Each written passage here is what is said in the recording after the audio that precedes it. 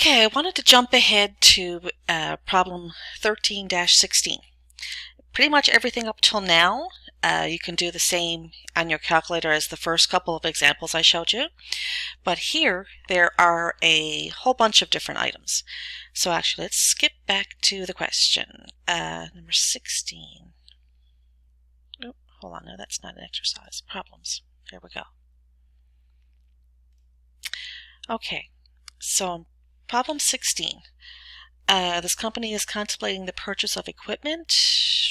Cash flows are given here. So cost of new equipment, working capital, annual net cash inflows, cost to construct new roads in 3 years, salvage value of equipment in 4 years.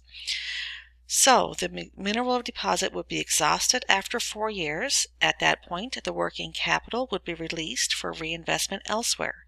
The company's required rate of return is 20%. So we have to determine the net present value.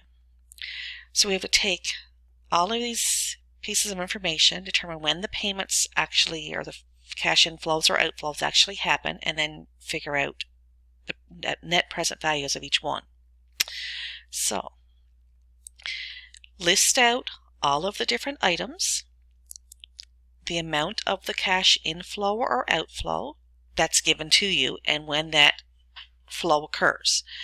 So we have a cost of equipment that's now, and it's an outflow of $275,000. Then it's working capital required. So that working capital is now an outflow of $100,000. Annual net cash inflows, so it's here, it's $120,000. It's positive because it's an inflow. That's going to happen every year. So the project is for 4 years, so in years 1 through 4. Cost to construct new road in 3 years. So it's a $40,000 outflow because it's a cost. They have to spend that money, but that only happens in year 3. Salvage value of equipment in 4 years. So salvage value is money you're going to be recovering. It's an inflow, but it happens in year 4. Then they also say that the working capital will be released at the end. So in year 4, the $100,000 that you spent at the beginning comes back out. That's an inflow.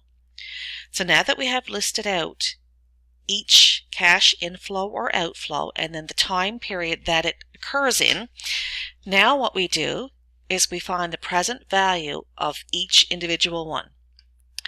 So anything that happens now, these two outflows here, the present value is the same because it's happening now.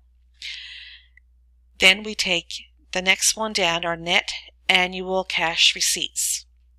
So again, you can use Excel, but I always find my calculators handy. I'll go ahead and use that. So the information that we are given, because it occurs every year for 4 years, that $120,000 is considered a payment. And it's an inflow, so it's positive. So $120,000 I'll enter on my calculator and I'll hit the payment button. It's in years 1 through 4, so I hit 4 and N. That tells me it's for 4 periods.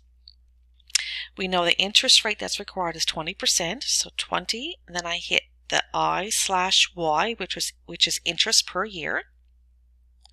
I'm looking for the present value, so I'm going to hit 0 for my future value. Then we have, out of the 5 variables, we have 4 of them entered, and then we hit compute present value. And I will get 310,648.14. So again, we're rounding to the nearest dollar, so 310,648. Then we move down to the cost of road construction. So that is a $40,000 outflow. So 40,000 negative. Now here it's not a payment, because this 120 is a payment because it's the same amount of money will be received every year for 4 years. This amount is an outflow that happens once. It happens in year 3. So we're going to consider that's our future value. So 40,000 negative and then hit future value. That's the future value of the money in 3 years. So 3 years, so we hit 3 and N. So in 3 periods time, the future value is going to be negative 40,000. Interest rate stays the same. 20% is the value of I/Y. Now we hit 0 for our payment. In the previous one here, we had the payment of this and we had future value equal to 0. Now we're having future value equal to this and our payment equal to 0. And then you hit compute present value, 23,148. And then I'll just do one of these because again, they're going to be exactly the same. So here we have a $65,000 future value in 4 years, so 4 equals to N. 20%, so 20 is your interest per year, I/Y. 0 for your payment. Compute present value, 31346. So we do the same thing for our working capital of 100,000. And because your calculator remembers the values, so when I went from this one to this one, all I had to do, I had to change, my N changed, I had to do that. My future value changed, but my interest was still 20% and my payment was still 0, so I didn't need to re-enter those. Here everything's the same except for future value when we go from the salvage value to the working capital. So now I can just put in 100,000 future value and then hit compute present value, and it's 48,225. So you work out each individual line item, and then you add them all up to get your net present value.